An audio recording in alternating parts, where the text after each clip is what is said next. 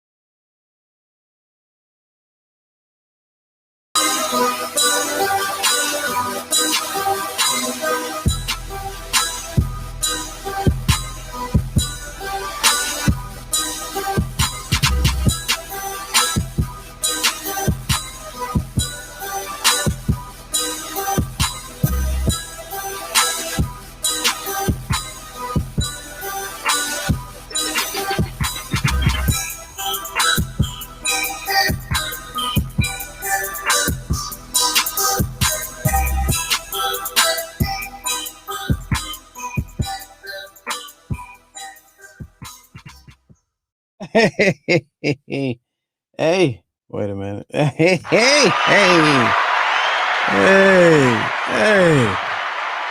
Welcome to the program, ladies and gentlemen. Good to see a lot of y'all on early, man. Welcome. They gave us another one. It's Monday, man. We back at it. Something like a podcast, but live. Monday, Wednesday, and Friday, 6 p.m., 7 p.m. East Coast time. Shout out to everybody watching in the West Coast and worldwide. Shout out to you and yours. And yeah, shout out to everybody that brought somebody. Good to see you. Hey, man. Peanut Gallery, what up? Chat, thumbs up in the chat. Thumbs up in the chat. Y'all can hear loud and clear. Sound effects, music, whatnot. Applause. YouTube, holding it down. Turn on the notifications. Hit the like button. Share it right now so people can get in on the get down. Good to see y'all, man. Hey. Hey. Hold up. That's a cough. Okay, I'm good. All right. Hilarious commentary, trending topics, celebrity guests, and interesting people right here, right now, and broadcasting live from the newly remodeled Drunken Fruit Studios inside the tiny closet command center. I don't care if it is a closet. You still looking mad efficient. Make sure you send them a shout to email for mail menu or price inquiries. Inquiries at drunkenfruit.com. I just smoked a cigar. Pay me no mind. I went to the range and hit golf balls and smoked the remainder of a cigar that I had that I smoked on Friday with our executive producer for his birthday. Mr. Clarkson in Studio G. He's busy right now. Shout out to John Watson, All Fun and Games, our New York bureau chief. And there's that. All right, so a lot to talk about, man. I was going to take a day off, and then I said, man, it is a lot to talk about. Stuff I don't even want to talk about, but I know y'all do. So just in case we get to that point where you feel so inclined, jump on in the conversation, man. We don't always have to agree. I just want to hear from you. 765 Let's Go 1. 765 Let's Go 1. That's the number. And in the YouTube chat right now, I'm going to put up the this here invite to jump on in. The fight of the century. What are we talking about? The fight of the century. Haynes, yeah, I did Top Golf this weekend. It was good fun. Yeah, it was good fun. And we got the weather too now. So today was 70, so I had to get out there. It wasn't at Top Golf, though. It was at a university driving range. Real nice. Wasn't nobody there. It's real good. Large bucket, 100 balls. You know, send them off into space. This is my pleasure. Stress relief. Yeah, I'm talking about. Anyway, All right, 765, let's go one. And the thing is in the chat to jump in on the show. I'd appreciate it. All right, so the fight of the century, man. What are we talking about? It ain't gonna be a long show, man. This weather's too nice. I need to go back out, go ride a bike or something. Fight of the century. Fight of the century. What could it be? What could it be? You tell me.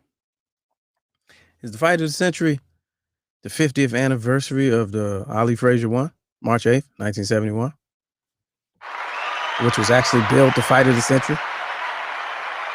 Is the fight of the century the great debate between people who thought Coming to America 2 was some shit and who thought it was actually a decent movie? It's Fight of the Century. The Fight of the Century. That's the reason why I'm saying that, is because that's the title of today's show. The Fight of the Century. Is it the Royals versus the Markles? Is that the Fight of the Century? All right. Or is it actually Burger King versus the world? All right, let's start with Burger King. So if you've been under a rock, which is damn near impossible, today, oh, they took it away. No, why are y'all doing it? See, the internet moves so fast. This show, the reason why this show is so great, because it's live and it's on the fly. If I was to like pre-record an opinion or taking a position earlier, that shit would be like, it would be irrelevant at this time. So they done decided, they apologized and took the tweet down. Okay, but they were smart with the apology. All right. Let me get into it. All right, so like this happened 29 minutes ago. All right, today. For those that don't know, I'm trying to find the tweet, but obviously they took it down. So Burger King woke us up with today on International Women's Day, is a part of Women's History Month, with a tweet of cold-blooded. Said women belong in the kitchen. That was the tweet. That's it. They belong in the kitchen. So you and I, smart, intelligent, what do? I want to read the next tweet because it was a thread, right? So obviously, they're going somewhere, right? And where'd they go? Second tweet, statistics show that there's gender disparity with culinary graduates and women who take chef roles in blah, blah, blicky. Third tweet, we here at Burger King, we want to make sure that the disparity, the wage gap, the gender, all the good stuff, all the right stuff, right? Clickbait, entertainment value, shock and all the shit that y'all like. Then all of a sudden they do it, it's a problem. And I saw some very heady, I'm talking about people with credentials behind their name. I mean, really, pow, shooting. Like really, how dare you? And I'm like, I had to think, because I was like, first thing I did was read the entire thread. But I was like, I think some of these people reacting didn't go past the first tweet. They just start typing angry thumbs. And so the whole world was mad at Burger King all day today. Like, cancel Burger King. They want to cancel the Whopper. They want to get rid of Flame Broil. You know what I'm saying? They want to get rid of them nasty ass fries and them dumb thick ass shakes. They want to get rid of, like, all right. So since it's gone, this is the kind of reaction. So hey, I wanted to show y'all this before I just realized that it was gone. Well, no, let's go to this first. All right, just to give you some more context. So apparently they issued an apology. Now I'm late on that, so this is news to me. But apparently they issued an apology. And here's their little reason for recanting, which, again, I think this is even more brilliant. Where did it go? I hate when the page refreshes. Oh, here we go. All right. I think this is even more brilliant. The apology and the reason behind the apology. Burger King UK. Now, I don't know if Burger King UK is the same company. Not sure with the connection. But apparently did a little bit of research, and Burger King UK has a history of stunt tweeting and you know, getting the shock and value. Like, they got to compete, man. These retailers and these food places and all of that, these businesses, they got to compete with everything else that's going on in social media sphere, because that's where the market is. Like, that's where everybody's eyes are. You got to compete. You can't be no boring Twitter account or social media account and not hire these young people in there that know what to say to get eyes on their page. Like that's just the business. So here's what they say. We decided to delete the original tweet after our apology. So apparently they made an apology today. It was brought to our attention that there were abusive comments in the thread, and we don't want to leave the space open for that. Brilliant! $1 million bonus for their PR team. Blame it on the comment section. That's my new move. This right here. That's my new move. Blame it on the comment section. That means you didn't really have to admit, you don't have to be culpable, and you didn't fold to the will of the cancelers. You just said, we ain't like how the comment section was really, going out of pocket. So we shut the original tweet down. So yeah, I like it. But the tweet wasn't that bad. I need y'all to know 765, let's go one. Let me hear from you. Women's History Month, International Women's Day. Like, I mean, come on. It said women belong in the kitchen. And then they went on, once you clicked, it's called clickbait. 98% of the stuff you look online, the reason why you're looking at it is the result of clickbait. Like, this is no different. Like, people want to fake outrage and just be triggered by every little thing. It's so goddamn annoying. Oh my gosh.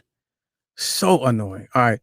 Here's somebody's explanation. Let's go back to this. Somebody's explanation on, I thought this was funny too, even funnier. But now this one, had they led with this one, oh man, you'd have had to shut the whole Burger King down.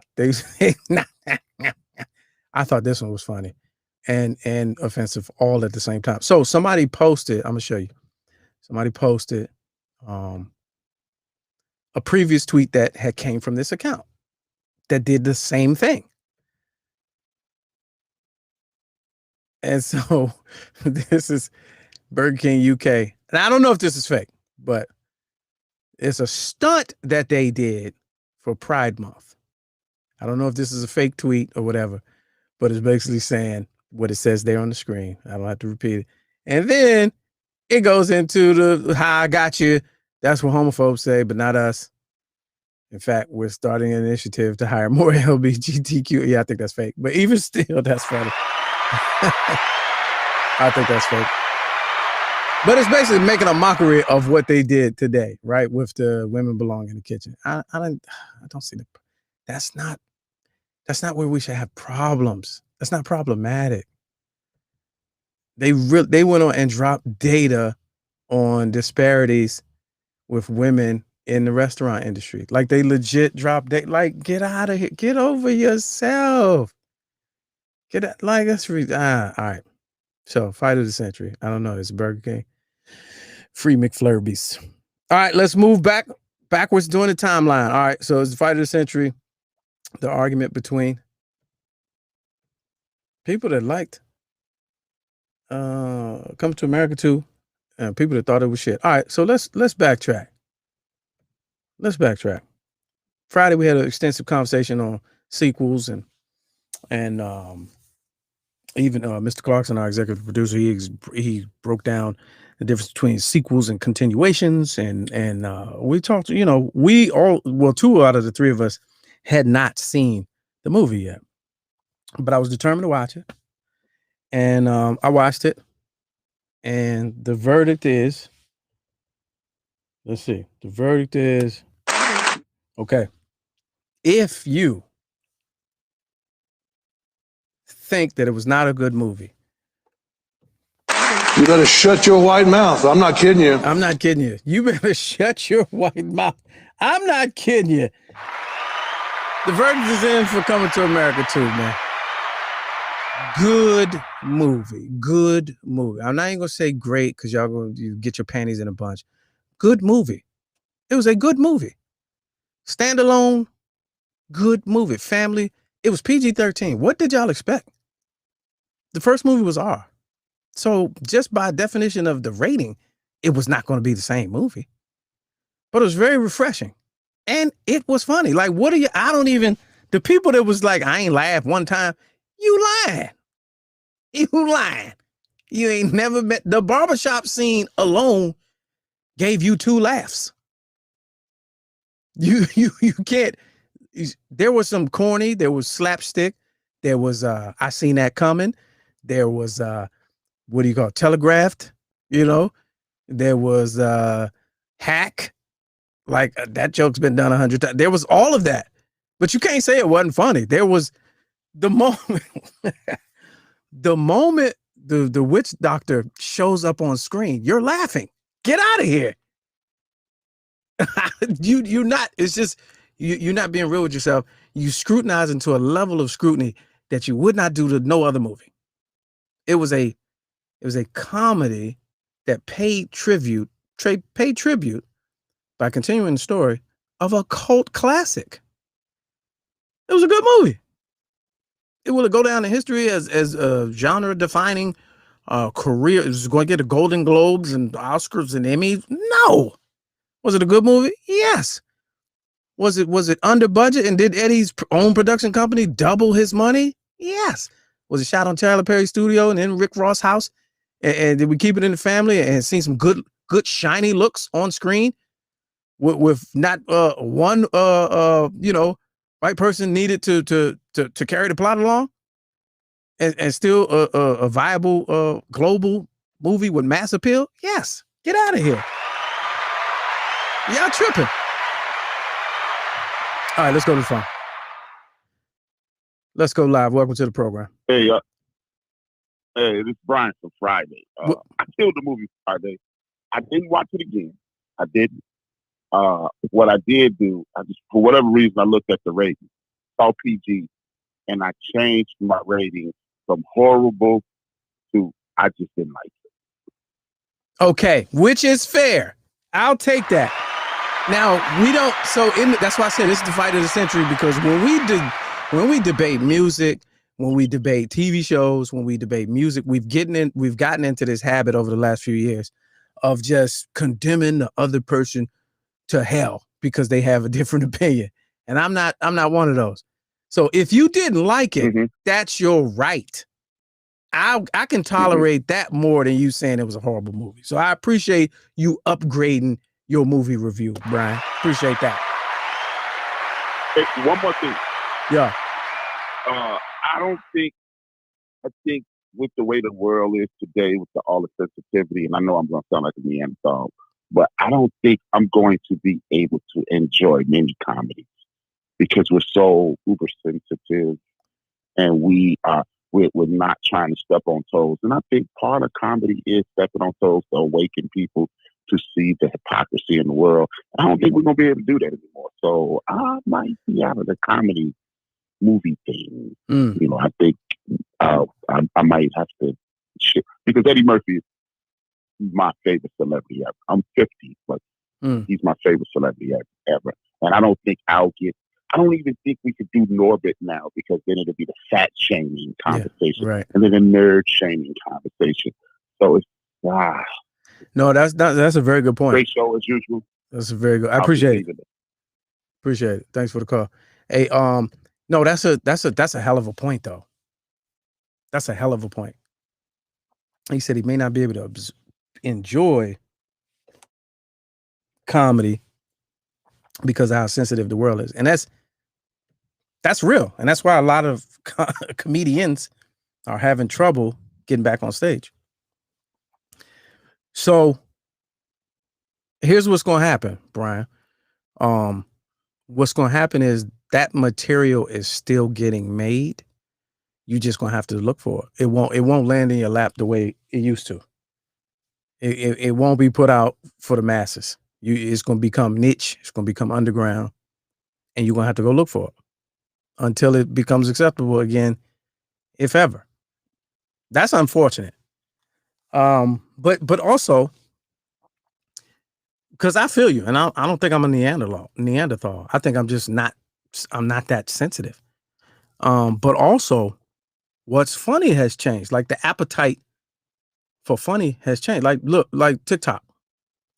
You watch your kids is watching 1,000 TikToks a day, and just and laughing at nothing the entire day, laughing at nothing.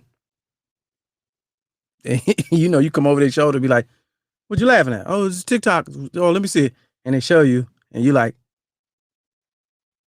okay, at nothing. So that's the audience. So what's put out for the masses and the new consumer and the new buying audience ain't for us no more. So we're not gonna get that riggedy raw, no holds bar, unfiltered. We gotta go look for that. We gotta look for whoever, our favorite people that are doing it.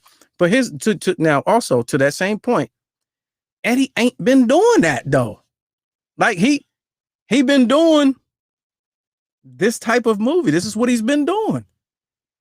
In the last 8 to 10 movies, his first 8 to 10 movies was all out classics and game changers, and 48 Hours, Trading Places, Come to America, Beverly Hills Cop, in the stand-up, Raw, Delirious, like that first 8 to 10. Then the next 8 to 10 was, Bowfinger, Dave, a couple joints you don't remember.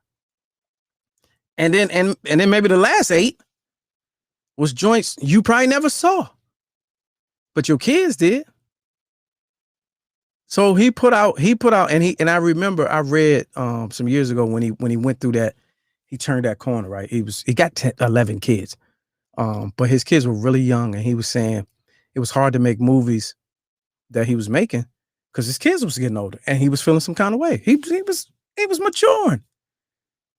So now all his kids is grown, and his daughter was in the job. I just found that out today. I didn't even realize that while I was watching it. His daughter Bella was his middle daughter. So he got grown kids now or whatever, but he's still in the habit of, I had explained this to somebody today.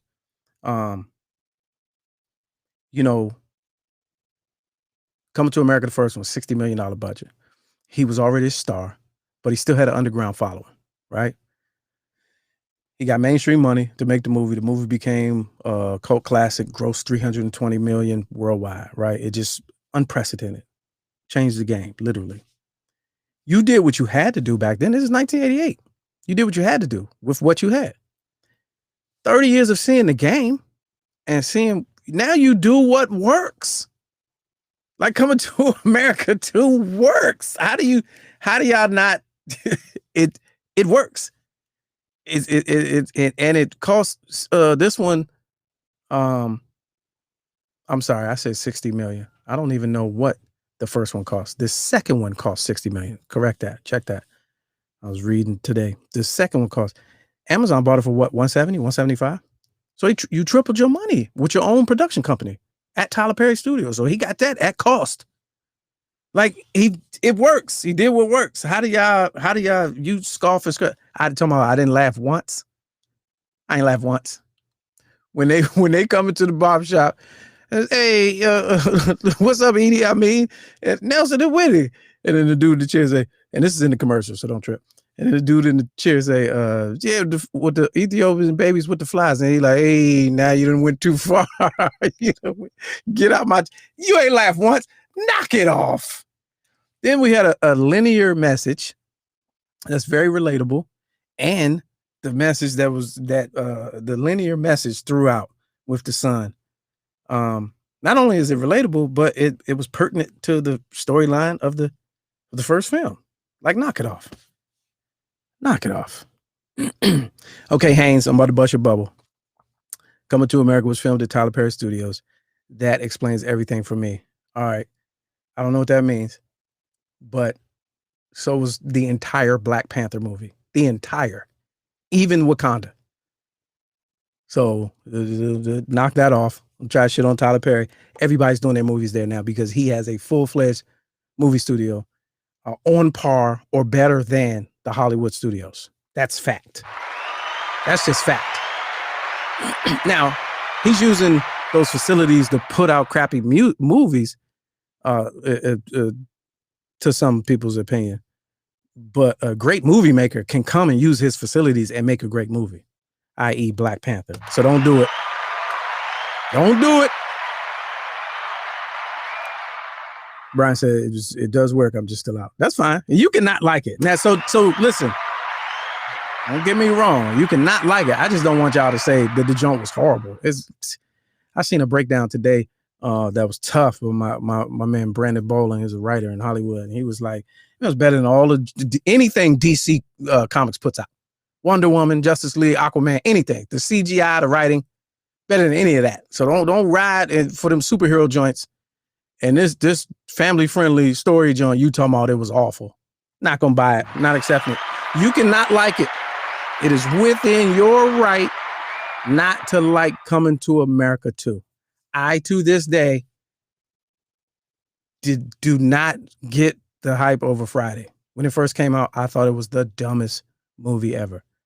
It took me like 15 years to see the whole Friday movie. 2 and 3, easily better. Next Friday, another Friday. First Friday, I didn't get it. I did not get it.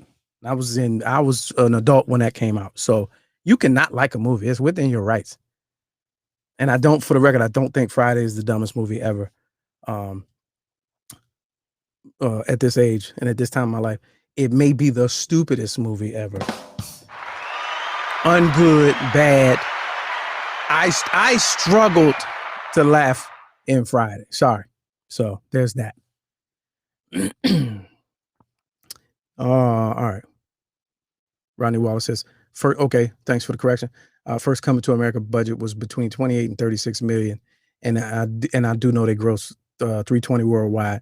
And these days, stats are hard to come by because of the whole digital thing. So it was a 60 million budget for Coming to America 2. And I believe Amazon bought it for like 170, 175. So just off the buy, you tripled your money. So just off the buy. So regardless of what it does and subscriptions and views and all that, off the buy, you done tripled your money. So there's that.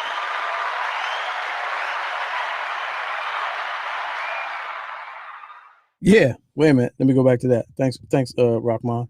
Yeah. You better shut your white mouth. I'm not kidding you. All right, moving on. Fight of the century. Actually, the fight of the century. Muhammad Ali, Joe Frazier. March 8th, 1971.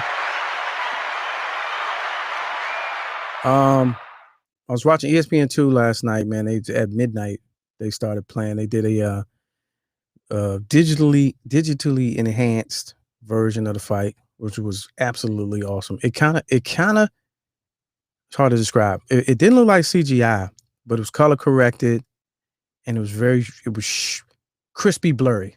It was sharp blur.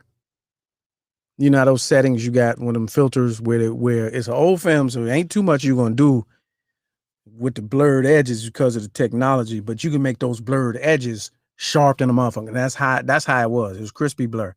So they had Andre Ward, who's a great boxing analyst and commentator, I think. Anyway, I didn't know he was undefeated and retired. Had him and a couple other people, and they talked their way through the fight. Man, when I tell you, stayed up and watched that whole 15-round epic, I was up for like 3 hours watching that special, man. Fight of the century. Like them the days, man, you wish you was alive for those, for those who are younger than 50. Man, but that's the fight that Frank Lucas and them went with the fur, you know what I'm saying? And you see them old documentaries about who was there. There was a couple of people that were there. They were old as hell, talking old crusty white dudes like, I was right next to Frank Sinatra. They showed Frank Sinatra couldn't get a seat, so he got a little moonlighting part-time gig with Time Magazine taking pictures. So they show him ringside with his elbows on the mat off the camera joint. Probably no film in that motherfucker. Like where are those pictures? Probably no film. You just hustled your way up front, Frankie baby. But when I tell you absolute slugfest, like I had heard that, I heard my pops talking about it. I've seen clips over the years, but never really watched it. It was Ali's comeback, maybe 3 fights in to fresh off his 4-year suspension. And they say he should have took more fights before he got in. Of course he lost, if you do the research. But they say he got back in the ring too soon. He was, he was still at a high level of skill, boxing at a high level in 1971.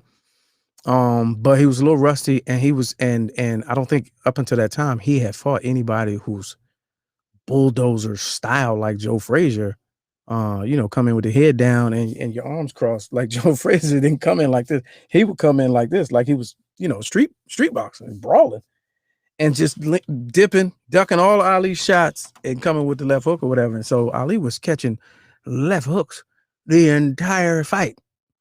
But back then, man, they always talk about, stop comparing errors and all of that.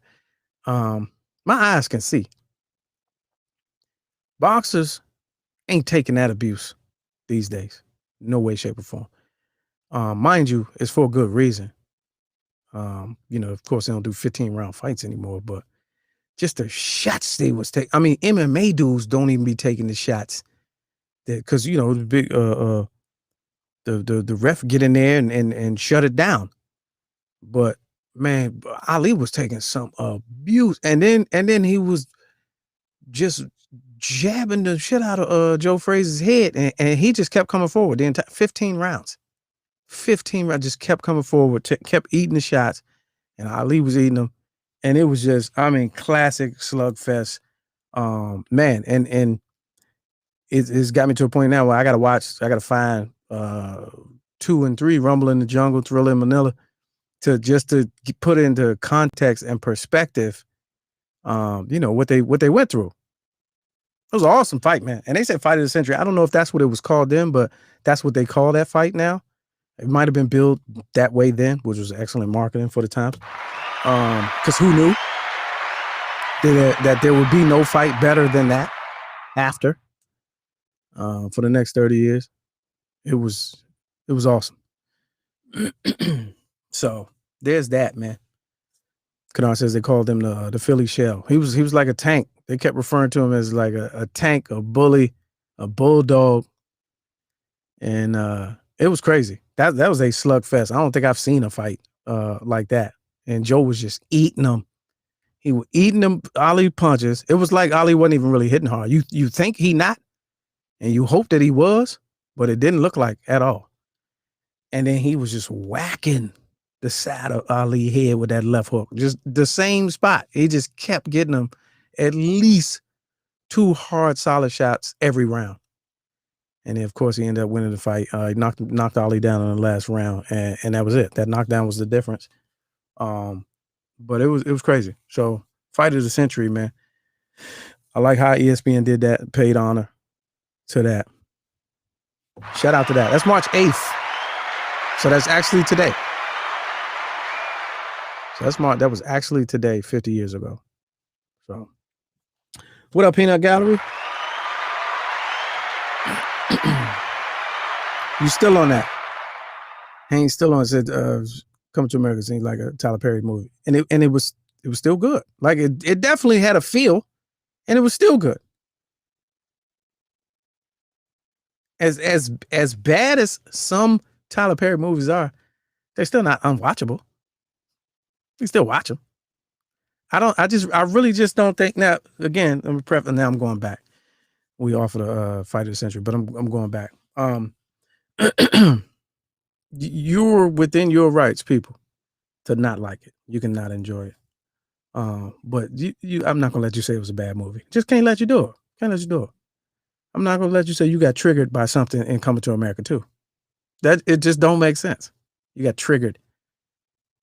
I heard people that actually said was the misogyny and the toxic masculinity was just another. It was just another what? The joint had a happy end in 2021. Where they do that at? Sure, the movie was 20 years too late. 10 years too late. But knock it off. To say the joint is unwatchable and you ain't laughed once, not gonna do it, man. So there's that. Yes, good. I didn't say great. It was good. All right. Phone lines are open, 765. Let's go one. Y'all want to talk about it? Fight me, at me, whatever. Let's argue. And the chat, let me put the invite the guest back in. Let me see. It was one more story I wanted to get to. There it is in the chat. Oh, let's talk about the money wheel. We got some serious cake on the money wheel. I see some newcomers in here. Thank you for joining the show today. We do something on Friday that no other show does. And I'm trying to blow this up, make this a big deal. Because I follow a lot of shows. I show a lot of streams, a lot of, podcasts, 2 hours, 2.5 hours, gangbangers. We got the people that shot Biggie. Here's the people that been with T.I. and Tiny did live on my podcast tonight. I see they get 1 million views, and Kevin Samuels shitting on everybody, and Tommy Sotomayor calling everybody now. I seen all that. I watch all that. I watch it all. Ain't nobody giving away cash money on their show. No one. So we do a thing. We do a thing here called the Money Wheel, the live Money Wheel on Fridays. This is what it looks like. Let me do a brief commercial right quick. Take a quick commercial break. Here is the live Money Wheel, and this is what we do on Fridays. This is the solicitation portion of the show. Don't trip. It's live. Oh, I gotta refresh it. Oh, hopefully it ain't. Oh, let's go Money Wheel. Oh, the page is unresponsive. Page unresponsive. All right, y'all hold tight. Okay, let's go to the lines real quick. Welcome to the program. What's good with you? Hey, what's happening, bro? Chilling. How you feeling? Hey, man, chilling like a villain, man. Not one laugh, huh? That's you? That was you? That was you? Not one. That was me. That was me, yo. Not one laugh. That joint. I kept asking people, like, okay, where's the laugh? Tell me the punchline that made you laugh. And I can't. Nobody has convinced me or shown me one yet. The barbershop was not funny at all to you when they went to the barbershop. Not really. The little Ethiopian line, and dude was like, "Man, don't, that's a little too far." I mean, was that really funny? Yes, I said, "Ha." Yes, that's right. Yeah, that's my laugh. About it. That's about it. It gave me a chuckle though. You saying the whole movie, not one laugh. It wasn't funny. Not even humorous or comical. Like it didn't give you a little, hey, oh, that's what's up. It was the exact same jokes, like I told you, yo. Exact same jokes. I mean, I just felt like it was no creativity, man. You gotta, you know what I'm saying, after 30 years, you're gonna have to come out with something that, you know, is gonna at least titillate the funny bone, yo. And there was no titillating going on, man. No titillating. Did you watch the credits? Yeah, I did, yeah. So my issue, if I were to find an issue, was a lot of that stuff they could have left in. Like that was a whole nother movie. Okay, so that's the thing. It felt like it was rushed, Joe. It felt like that movie could have went 30 more minutes and let more character development happen, let the story play out a little slower. You know what I'm saying? Like in the first 15 minutes, he just said he found out he had a son. He went to New York and brought him back in like the first 15 minutes. You're like, yo, what happened? You know what I mean? It just went too fast. You know what I mean? Yeah. Rodney Wallace says, uppity bitch say what? That wasn't funny? Yeah, right. And she got her twice with it. when she got with it, that wasn't funny to you? Yeah, all right. I mean, it was like, okay, chuckle. You know what I'm saying? But that's like something that it's PG-13. Any of us would say. That's like, you know what I mean? That's not really that funny, yo. It's PG-13. You have funny material than they have on that movie. It's PG. They could have used you as a writer, yo. Hey. Well, I mean, that's a whole nother conversation, Jack. But it was PG-13. It was mainstream. I think it was mainstream. Yeah. It was family friendly, what he's going for. But Eddie's still gonna do the same thing. He's still gonna be shiny. He's still gonna sound like Shrek, the donkey.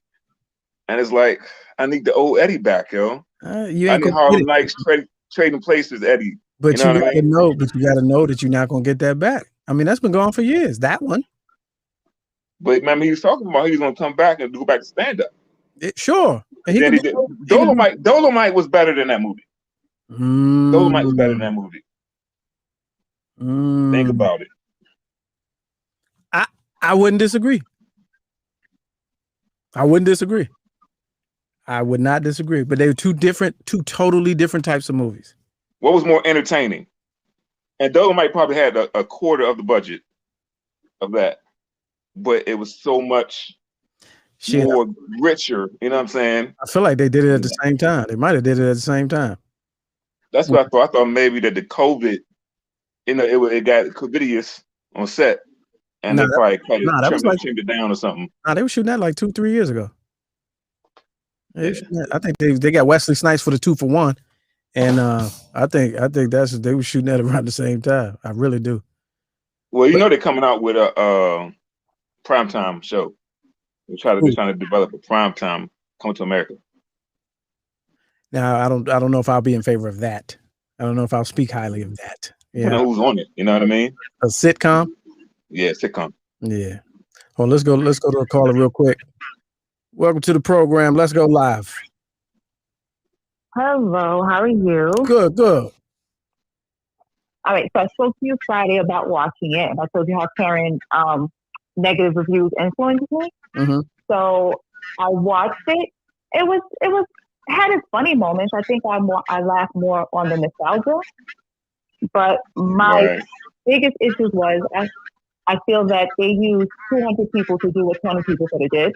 Oh, jeez. It was a lot of people. I feel people were miscast. I feel Rukmini could have played the son. And what else? There was one more thing. My biggest issue was how they did Vanessa Bell Calloway. They did her dirty. Did they do her dirty? They included her. The woman. She had the lightest cameo I ever seen, yo. She like popped in the room for like 2 seconds and left. Extra. Yeah, yo. I guess. No. Yeah. But it had its funny moments. It was all right. I won't complain. I won't complain about a black production. So. Right. 200 people. That's 200 people working. You know what I'm saying? That's how I look at it. And it was more like, oh, look, there's Rick Ross. Hey, look, there's this person. Hey, look, that's Salt and Pepper. Hey, it was like that. Like that was the cameos. That's what it was all about. But as far as just being straight up funny, nah, I can't see it. I can't see it. It's a no for me, dog. They use the old script all over again. Like basically, I feel like they want this version of Coming to America to be a classic for this generation. Yes, the way the original was for us. Yes. But you can't. It's like magic in a bottle or lightning in a bottle or whatever. You can't reproduce that. Yeah. All right, I appreciate your call. Thanks for watching the show. All right, let's go out west. What's good with you? Welcome to the program. Let's go live. What's up, Lamont? What's up with you? Ron. Yeah, I watched it this weekend, with my wife and everything. I gave it a B and she gave it an A, Then I watched it again and I said, okay, I can see why you did that, So did your grade change? Did your grade change? Did your grade change? Yeah, well, yeah, I put it up to a B. It's still a B, but it's a B plus. Yeah. You know what I mean? So what was the joke for you? What was the funny joke to you? Took too long. Took too long already. It's a delay. It's a delay. Go ahead. It wasn't even a joke for me because movies ain't even funny to me no more, like they were when I was younger. But it was just the nostalgia of having a movie made, period, like Lamont said. Just having these people working and everything. You got Ruth Carter on their thing, making them costumes and things like that. Man, I love that. Yeah. I just like to see us together. Yeah. I appreciate it, Ron. Hey, Lamont. Yo. Hey, I got one more question for you. Okay. All right. Did you look to the Bruno Mars and Anderson .Paak? Oh no, I have not. I have not yet. I had to slow walk that. Well, check it out for me and let me know what's happening on Wednesday. By Wednesday, I'll have that. Okay. All right. Y'all take care. Yeah, he keep me up to date on the culture. All right, let's go to our New York bureau chief, John Watson. What's good with you, fam?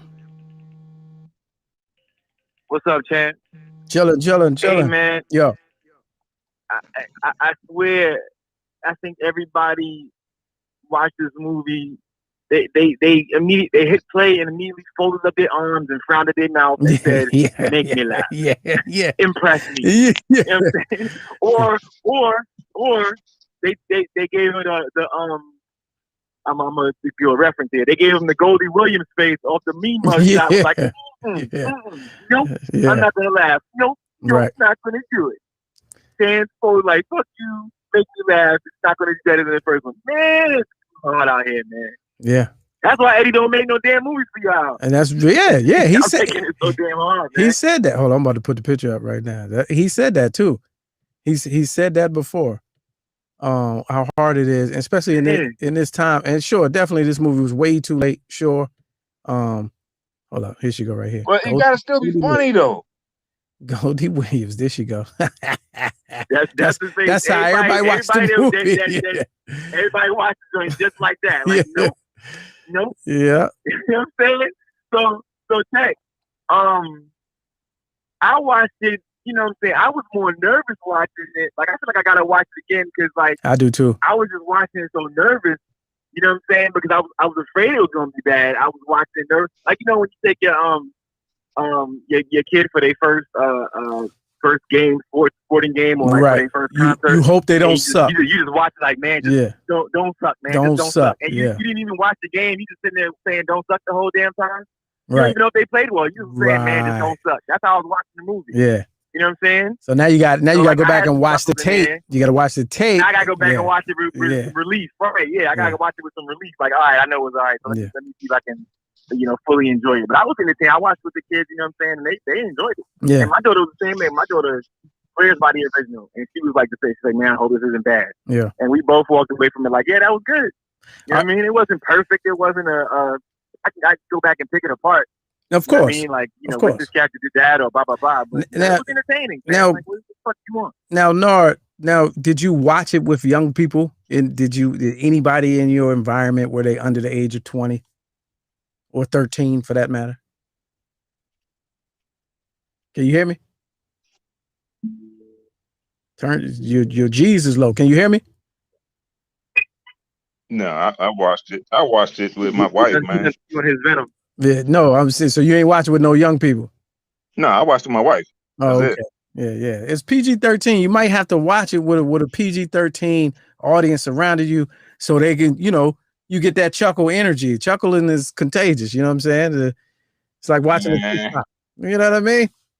No, it wasn't terrible. It was. His hands was folded. No. His hands was folded. Good is good, man. I mean, it's funny. It's funny.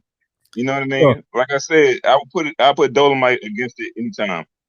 You know what I mean? Dolomite Dolomite was good, and it was you. But you ain't have nothing to compare the Dolomite movie to. There wasn't no Dolomite 1. The original Dolomite. It was a but it wasn't a remake or a sequel. Yeah, it was. That was his take on biopic. Yeah, right. Kind of like how they made Dolomite, right? Yeah. So it's nothing compared to this one. You comparing scene by scene. And saying, and you saying like, man, they flying from Africa to New York 4 times in 2 days. How they do that? Nobody go to sleep. Nobody take a nap. Nobody jet lag. You know what I'm saying? That's right. But look, this is what I'm like. How many times are you going to go back and watch this Coming to America? I'm gonna watch it again probably this week. I definitely will. I watched it a second time, I agree. And I was like, man, I don't think I ever come back and watch this movie again. Well, that's fine. That's within your right. You within your right, but I think Wesley did it. I think much like in Dolomite, I think Wesley did a good job too. Yeah. I don't now to her point, to the caller's point. I don't know about Rotimi being the son, but Rotimi was underused, and Rotimi did a radio interview today that I heard the day before, and he was talking like he was in the movie. If Rotimi was in the movie, I was in the movie. Hey, somebody called about Vanessa Bell Johnson, like Calloway. Yeah, I mean, what more did you want? Hey, man, she was in that. She was in the first one for all of 2 minutes. The same time. You wanted to hear? You wanted to hear what her life was like? Yeah, you wanted to hear what happened to her? No, she ain't had no part in the first one. No. Did you hear about that though? She was saying that she felt it was colorism that they didn't want a brown skinned girl in that. So she was kind of beefing because they picked the light skin. She wanted to be the main actress. What, back in '88? Yeah, I've heard that story. And I think she went out for that part. Yeah, hopefully she got over it. And those again, those are issues that we dealt with then. We're still dealing with. However, they spotlighted the hell out of his dark daughter, who ended up being the hero in the end. Right. So come on, yeah. man. Oh, right. Yeah. Spoiler alert. Now, okay, I can think of one laugh I had when Hold on, John. Tiana Taylor was like doing a little dog bark at somebody. Right. You thought that was kind of funny. That was funny. Tiana Taylor's part was funny to you. Yeah. Okay. All right. That chuckle, that was a little chuckle right there. It's time for me to hang up on somebody today, and you're it. For that. Yeah, for that you're out. Yeah, for that. Wait a minute. You're out. I got this No for way. you. I got this. That's what you're doing. Yeah. Hold on. He's gone. This is what I got for him. You better shut your white mouth. I'm not kidding you. Yeah, I'm not kidding. Right. Yeah, shut your white mouth. Get out of here. She was the most non-factor person in the movie. Right. Like her. Like we really could have done what anybody could have done to her part. Somebody told me, I seen on Twitter, this Tiana Taylor is amazing. How? At what? How? Right. At what? Because they was just watching her move her body for yeah, come on. 45 seconds or whatever. Come on, man. Come on. Amazing. He said Tiana Taylor was Cut that. shit out. Yeah, that was the funny part. What would have been funny? The one thing I will say, what would have been funny is if it's a point in the movie where they had I guess a reception or something. He said, "Stay right here." To Tiana Taylor's character. Yeah, I thought. Was funny that throughout the whole movie, she was just standing in that same spot.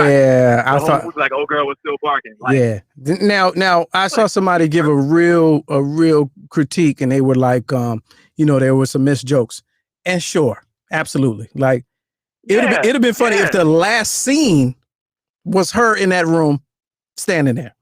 What I'm saying? Like that's easy, and it was a couple of those that they did not do. But hey, man, it's fine. You know what I'm saying? That's what I think. Right. Still. But yeah, I watch it again. I'm gonna give it one more time, and this time I'm gonna be like, oh, they said, they did the foyer and the bedroom was Rick Ross's house. So now I'm gonna be looking for that. And then they said, what else they say? It was something else that they said. And then I'm going to, look at the background. They said there's some people in the background and some pictures on the wall. And I'm going to be looking now. I'm going to just sit back and not, and try to find the other parts that I missed. But hey, I'll give it twice. Hold on a second. Wait a second. I got one for you. You're going to tell me when Akeem's son was like, hey, man, thanks for Tumbo. And then it was Matumbo. Yeah, what do you mean? How's that not? Yeah. How's that not? I was like, oh, they're clowning an African dude. And then it was Matumbo. Yeah. No, that's 100. Easily one of the top ones in the joint. Yeah, so there it is. Fight of the century. All right, man. John Watson, ladies and gentlemen, our New York Bureau Chief and movie reviewer. So yeah. All right. So yeah, that's my take on it. If you asked, if you wanted my opinion, that's my take on it, man. Cut that out. Oh yeah. So there's that. All right, ladies and gentlemen, that's Monday's show. Wednesday, we got some exciting guests coming through here Wednesday, man. Bringing some updates on some previous information that we've shared on the show. And we may even talk more about. I totally skipped over the monarchy and all that. I got some clips lined up. That'll still be a story on Wednesday. Oprah Winfrey's interview with Meghan and Harry or whatever. All the clips I've heard and seen, it was just Meghan. But I'm just shocked that y'all that's the other fight of the century that I was supposed to be talking about.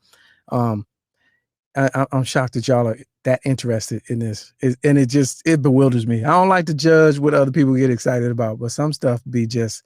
I'll be like, for real? Oh, you're surprised at the royals don't like blacks? That's shocking to you? Oh, okay. All right. You was woke all summer, but you ain't take 7 minutes to read up on the royal family and how all their riches came from stealing for hundreds of years. Yeah, you don't know nothing about this. This shocked you though. But Meghan Markle, you was rooting for her though, right?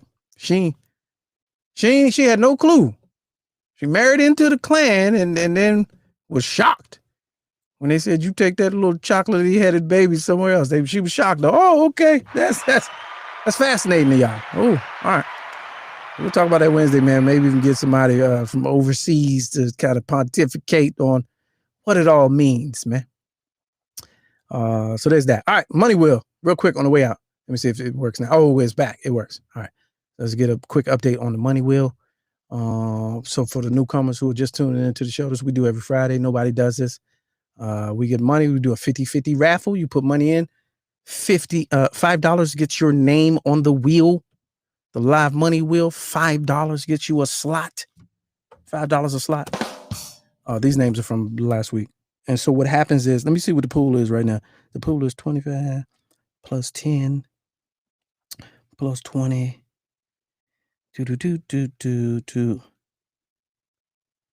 we pushed the pool from last week because last week we did not get a winner.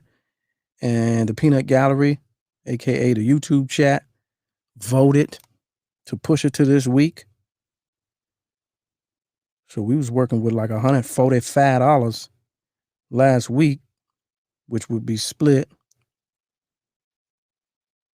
Oh, I didn't even add it up yet. All right, it's gonna be like $165 this week, maybe possibly more. So you too can put something on the money wheel. $5 gets you a slot. Half of the money goes to the winner, and the other half goes to production costs of the show. Cash App, Let's Go Live Show. Let's Go Live Show. The only show on the internet that's giving away free money in real time, live cash. You must be present to window. So what we do is we ask you to call in or show yourself on screen. You can get that money, and I send it right over to you on Cash App, man. Real. You know what I mean? So let's do it. All proceeds and donations need to be in by Thursday evening. We don't take no money on Friday. And that's it. That's the money wheel. And it's like this, digital. All right, I'm going to do a quick spin, right? This is last week's wheel. Quick spin. No hands. It's all digital. I ain't manipulating. You know what I'm saying? And if you was a manual, you the one. So that's how it go. We do that live on Fridays, man. So, all right. All right, there it is, ladies and gentlemen. Today's show has been awesome. You've been great. Thanks for participating. We'll see y'all on Wednesday, man. Stay safe. Don't do nothing crazy. And, hey, man, 765 Let's Go 1 is the number. You can call, leave a message after hours. And we'll take the message, play it on air, discuss it. Be ready to discuss, man. We'll see y'all on Wednesday. All right. Holla at you.